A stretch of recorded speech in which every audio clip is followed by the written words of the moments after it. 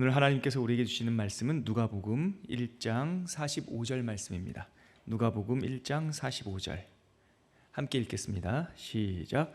주께서 하신 말씀이 반드시 이루어지리라고 믿은 그 여자에게 복이 있도다. 아멘. 우리는 어제 생각이 얼마나 중요한지 말씀을 통해서 우리가 상고했습니다. 사라에게 하나님께서 말씀이 찾아오셨지만 사라는 속으로 말하고 속으로 생각하기를 이것이 불가능한 것이다 라고 생각했죠. 하나님의 역사는 인간의 동의나 다수결로 이루어지는 것이 아니라 하나님의 열심, 하나님의 우리를 향한 그 역사와 사랑으로 진행이 되는 겁니다. 하나님께서 말씀하신 그 언약을 성취하시기 위하여 찾아오시는 사건을 어제 우리가 신방, 파카드다 이렇게 얘기했습니다.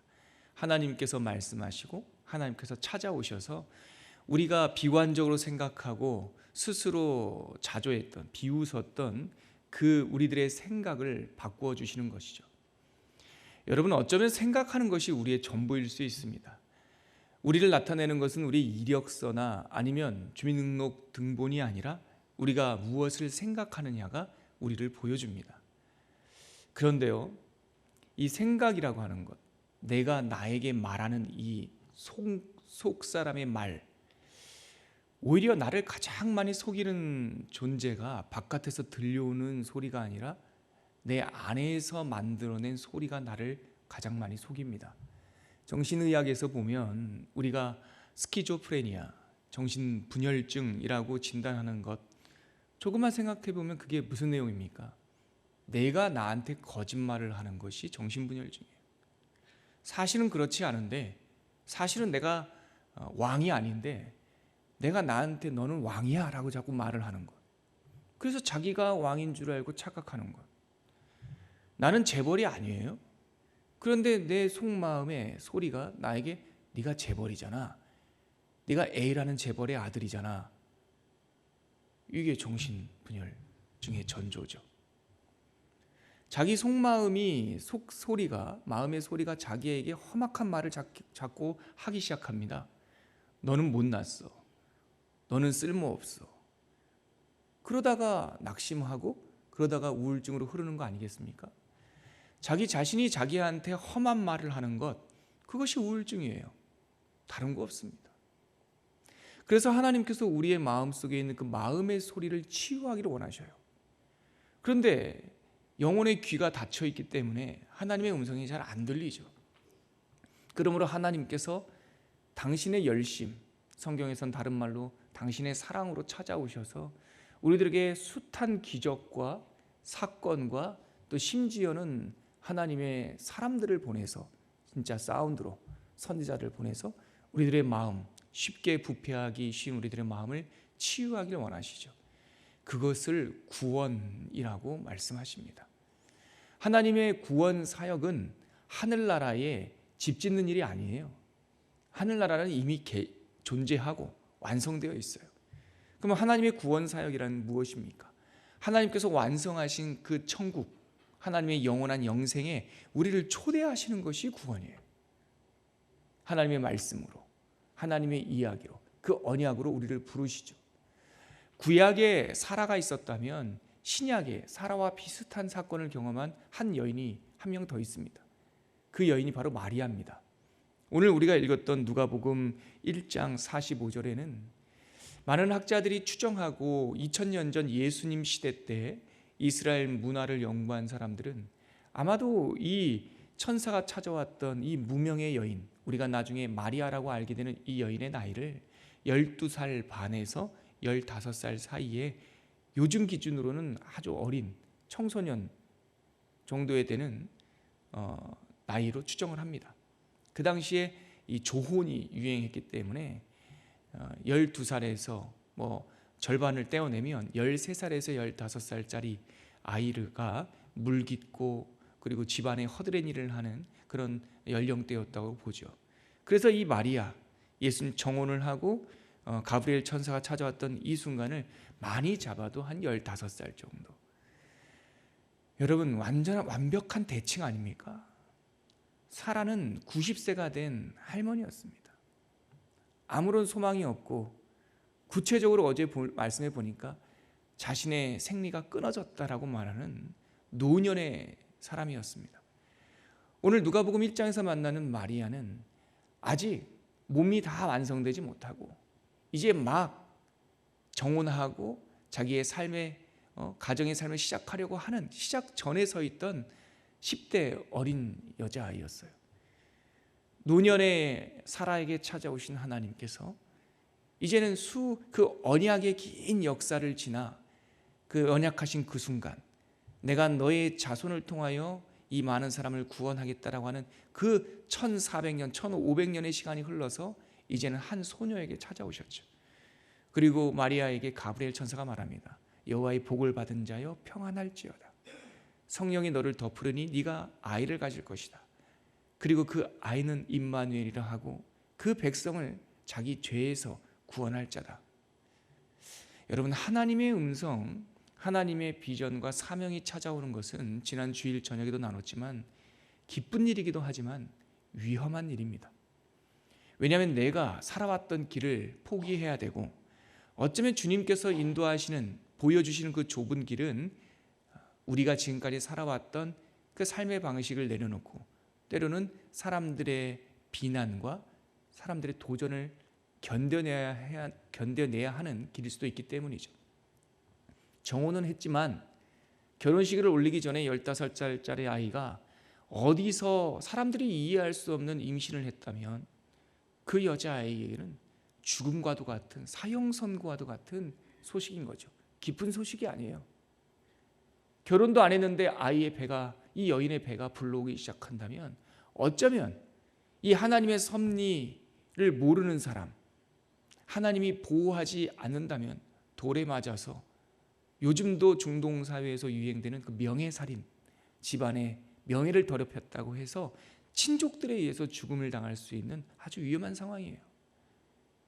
그런데 하나님의 음성은 마리아의 귀에 들려왔고 백성들을 구원할 그 큰 사건에 대해서 마리아가 다 이해 못했겠지만 자기 앞에 천사가 나타났고 천사가 하나님의 이름으로 축복을 하며 그 축복의 일이라는 것이 상상하지도 못한 아이를 갖는 일이었지만 마리아는 떨리면서 1장 38절에 보면 이런 고백을 드리죠. 마리아가 이르되 주의 여종이오니 말씀대로 내게 이루어지이다. 이게 하나님의 계획과 마리아의 생각이 만나는 그 접점이에요. 마리아는 다 이해 못합니다. 상상을 해보세요. 생각을 해보세요. 어떻게 이 어린 여인이 하나님의 구원 계획이나 아이를 갖는 거나 그 앞으로 이루어질 일에 대해서 정말 단 하루라도 상상할 수 있었겠습니까?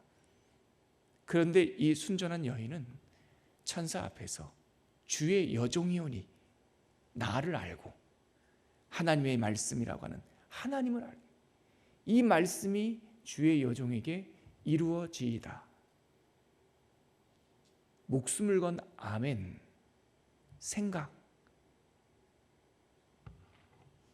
그 아멘을 속에서 이 짧은 여종의 생각 속에서 하나님의 구원 역사의 복음의 문이 열리기 시작한 거죠.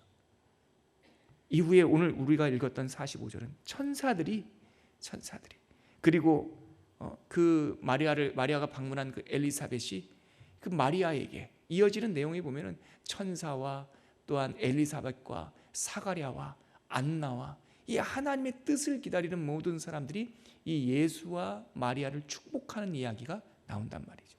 오늘 우리가 읽은 1장 45절은 엘리사벳이 이 마리아에게 축복하는 내용이에요. 한 번 더 우리가 같이 읽어볼까요? 45절 시작. 주께서 하신 말씀이 반드시 이루어지리라고 믿은 그 여자에게 복이 있도다. 마리아가 복되다. 그런데 무엇이 복되냐? 하나님의 말씀이 반드시 이루어질 것이라고 믿은 마리아에게 복이 있도다 라고 말해요. 여러분, 어제는 우리가 사건으로 살펴봤고 오늘은 우리가 이 사건을 정의하고 내 마음에 결정할 수 있는 중요한 하나의 단어가 나옵니다. 그것이 바로 믿음입니다. 여러분, 좋은 생각이 뭡니까? 하나님께서 생각의 힘이 얼마나 중요한 것을 어제 알려주셨고, 말씀에 뿌리 내린 성도나 교회는 첫 번째 언어의 열매를 맺게 되고, 이 언어는 생각의 창이기 때문에 생각이 바뀌는 아주 더 풍부한 아주 놀라운 열매를 우리에게 선물하시는데, 이 좋은 생각이란 뭐냐? 인간의 마음을 돌이키며 하나님의 역사를 성취하는 좋은 생각, 그것이 바로 믿음이에요. 믿음은 우리의 동의가 아닙니다. 마리아가 동의한 게 아니란 말이에요. 아멘은 동의의 선언이 아니라 신앙 고백인 거예요. 내가 그렇게 주님을 믿습니다, 주님을 신뢰합니다 라고 하는 그 주님의 큰 바다에 내가 안기는 사건이 믿음이에요.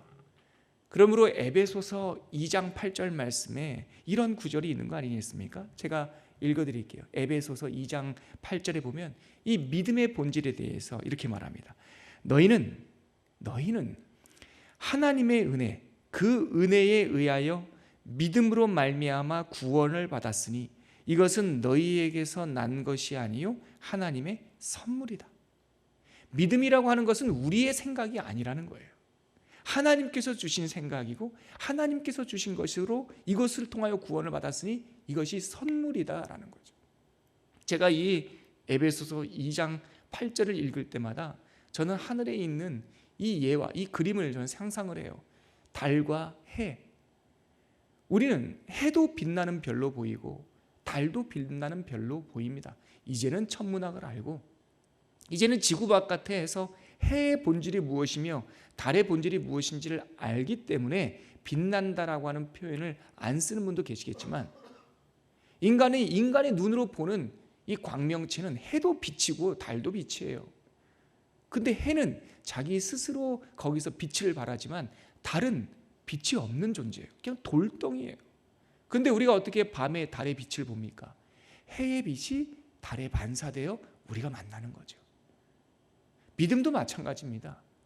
제3자에서 보면 믿음도 내 생각 같고 하나님의 선물이라는 것도 성경에 있으니까 맞는 말 같은데, 성경의 쭉 내용을 보면 성경 속에서 구원을 시작하신 분, 구원을 진행하시는 분, 구원을 완성하시는 분, 이분은 오직 하나님이시란 말이죠. 그러면 어떻게 우리들 마음속에 믿음이라고 하는 빛이, 구원이라고 하는 사건이 일어나느냐? 하나님의 그 열심히 우리를 향하시고 우리가 그 빛을 받기만 하면, 아멘 하고 그 빛을 받아들이기만 하면 우리가 빛 같은 존재, 해 같은 존재로 빛이 발산되는 것이죠. 그게 그러니까 선물이라 하는 거예요. 우리가 빛을 낸 적이 없어요. 우리가 믿음을 결단한 적도 없다고요. 성경에서 말하는 본질은 하나님의 자기 맹세적 언약으로 우리를 붙들어 주시고 우리에게 믿음까지 주신단 말이죠. 이것이 믿음의 본질이에요. 우리가 어떻게 믿음을 갖게 되었습니까? 초신자 때는, 우리가 이 진리의 이치를 모를 때는 내가 믿은 줄 알고 내가 찾아온 줄 알지만, 결국은 믿음이, 하나님을 향한 사랑이 이렇게 성숙하고 나서는 이 믿음조차도 주님께서 주셨구나라는 것을 깨닫게 되는 것이죠. 믿음이 우리 안에 들어오면 좋은 생각의 열매가 맺어진 겁니다. 창세기 15장에 보면 아브라함과 이 하나님과의 첫 번째 믿음 사건이 나오는데, 구약은 그 첫 번째 아브라함과 하나님의 믿음 사건을 언약 사건이라고 말합니다. 그 창세기 15장에 보면 횃불 언약이라고 하는 내용이 나오죠. 하나님께서 아브라함을 창세기 12장에 그 우상의 땅, 애국과 같은 땅, 애국, 갈대아우로 다 세상을 상징하거든요. 거기서 느닷없이 아브라함에게 말씀하셔서 불러내요. 그리고 나서 100세가 다 되고 희망이 끊어져 버린, 어제 살펴봤던 희망이 끊어진 그 아브라함에게 무뼈를 약속하세요. 이게 창세기 15장 5절 말씀이에요. 네 백성들이 하늘의 별을 보라. 이 무별들처럼 많아질 것이다. 구원받을 것이다. 그리고 나서 12장 6절에 보면 아브라함이 하나님을 믿음에, 하나님이 이를 의로 여기시고 좋은 생각, 좋은 것으로 여기시고 이렇게 말씀을 하세요. 그 다음에 무슨 사건이 나오냐면 바로 이 믿음 사건이 이어서 실질적으로 나오는데 아브라함에게 하나님께서 잠을 주세요. 그리고 아브라함이 잠들게 해요. 아주 깊은 잠을 들게 해요. 그리고 나서 그 동물을 잡아서요, 거기 횃불 가운데 하나님께서 오가시는 거예요. 그래서 그게 횃불 언약이라고 하는 거예요. 횃불 언약에 이 동물을 반으로 나누어 그 사이를 오가는 것이 당시에 공인 인증서였단 말이죠. 족장과 족장이, 나라와 그러니까 한 부족과 부족이 언약을 맺을 때는 짐승을 잡고, 그 부족을 대표하는 두 대표자가 그 갈라진 짐승 사이를 지나며 우리가 서로 맺은 이 언약을 지키지 못한다면 이렇게 될 것이다. 목숨을 건 언약이에요. 그런데 횃불 언약에서 갈라진 짐승 사이로 지나가시는 분은 아브라함과 하나님이 아니라 누구만 지나가십니까? 하나님만 지나가세요. 그래서 이 언약을 보고 수많은 구약의 학자들은 성경에 나오는 하나님의 언약은 자기 맹세적 언약이다. 피차간의 쌍방간의 한 계약이 아니라 하나님의 언약이다. 이것이 믿음인 거예요. 하나님께서는 우리들에게 자기 맹세적 언약을 주세요. 그것이 약속이에요. 이 언약을 내 언약으로 받아들이는 것, 아브라함이 하나님을 믿음에 하나님의 언약을 나에게 주신 언약으로 받아들이는 것, 그것이 믿음이에요. 이 믿음이 우리 안에 생기는 것, 이 믿음이 하나님의 역사와 사랑을 내 생각의 중심줄, 생명줄로 잡는 것, 그것이 좋은 생각이에요. 하나님께서는 구원받은 백성들의 생각을 치유하십니다. 생각을 치유하실 때 좋은 생각을 주십니다. 좋은 생각은 착한 생각, 윤리적인 생각이 아니라, 이 모든 착한 생각은 이 좋은 생각의 열매인데 가장 으뜸가는 좋은 생각은 믿음입니다. 그러므로 믿음이 우리에게 오시면 내가 나에게 거짓말하던 이 잘못된 속삭임들이 끝나는 거예요. 믿음이 나에게 오시면 내가 나를 학대하고 내 생각이 나를 짓누르고 너는 못 써, 너는 쓸모없어, 너는 아무런 가치가 없는 존재야 라고 나를 계속 괴롭히던 그 망가진 생각이 믿음이 오시면 너는 빛이야, 너는 왕같은 제사장이야, 너는 거룩한 나라야 라고 하는 말씀을 통하여 내 생각이 치유되는 거죠. 이러한 은혜가 있기를 바랍니다. 성경에서 말하는 좋은 생각, 하나님께서 주신 그 사랑과 구원, 이 언약을 나의 생각으로, 나의 언약과 사건으로 믿는, 받아들이는 이 믿음, 이것이 가장 으뜸가는 생각이었습니다. 같이 기도하겠습니다. 하나님께서는 다 주셨는데 우리는 아무것도 받지 못한 사람처럼 살면 얼마나 답답한 일이겠습니까? 하나님께서는 아브라함 때부터 사라, 그리고 오늘 마리아까지 말씀해 주시고 선포해 주십니다. 오늘 누가복음 말씀을 보면 여호와께서 하신 말씀이 반드시 이루어지리라고 믿은 그 여자에게 복이 있도다. 이 시간 아침 기도할 때 하나님의 말씀을 믿게 하여 주시옵소서. 하나님의 언약이 내 언약이 되게 하여 주시옵소서. 이 언약 붙잡고 살아갈 때 거짓말, 거친 말, 나쁜 생각이 우리 인생에서 눈 녹듯이 사라지게 하여 주시옵시고, 하나님의 믿음의 좋은 생각이 우리의 능력이 되게 하여 주시옵소서. 이 땅을 위하여, 내 자신을 위하여, 자녀들을 위하여 간절히 기도하신 후에 자유롭게 귀가하겠습니다. 함께 기도합니다. 하나님 아버지, 은혜를 감사합니다. 오늘 성경에서 말하는 가장 으뜸되는 좋은 생각이 무엇인지 알게 되었습니다. 하나님, 우리들에게 하나님의 사랑의 믿음을 허락하여 주시니 참으로 감사합니다.